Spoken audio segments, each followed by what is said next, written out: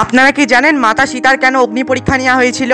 আসলে যখন মাতা সীতা লঙ্কার থেকে ফিরলেন তখন সকলে মাতা সীতার জয় জয়কার করছিলেন। আর যখন মাতা সীতা প্রভু শ্রীরামের কাছে আসলেন তখন প্রভু শ্রীরাম মাতা সীতার দিকে তাকালেন না। তার মাঝেই ভ্রাতা লক্ষণ মাতা সীতাকে প্রণাম করলেন এবং ওনার পরে হনুমানজি মাতা সীতাকে প্রণাম করলেন। কিন্তু তারপরেও প্রভু শ্রীরাম মাতা সীতার দিকে তাকালেন না। তখন এই দেখে হনুমানজি প্রভু শ্রীরামকে বলেন, কি হয়েছে প্রভু, কি অসুবিধা আছে আমাকে বলুন। তখন প্রভু শ্রীরাম কিছুই বললেন না।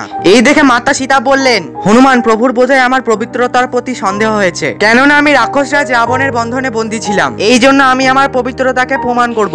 এই বলে মাতা সীতা অগ্নিতে সমাহিত হয়ে গেলেন। তখন এই দেখে হনুমানজি কাঁদছিলেন এবং হনুমানজি প্রভু শ্রীরামকে মাতা সীতাকে অগ্নি থেকে বাইরে আসার জন্য বললেন। কিছুক্ষণ পরে মাতা সীতা নিজের পবিত্রতা প্রমাণ করে বাইরে বেরিয়ে আসলেন। তখন অগ্নিদেব সেখানে প্রকট হলেন এবং প্রভু শ্রীরামকে বললেন, মাতা সীতা আমার ভেতর প্রবেশ করে আমাকেও পবিত্র করে দিয়েছে, দয়া করে মাতা সীতার পবিত্রতার প্রতি সন্দেহ করবেন না। আপনিও যদি প্রভু শ্রীরামের সত্যিকারের ভক্ত হয়ে থাকেন তাহলে কমেন্টে জয় শ্রীরাম লিখতে ভুলবেন না।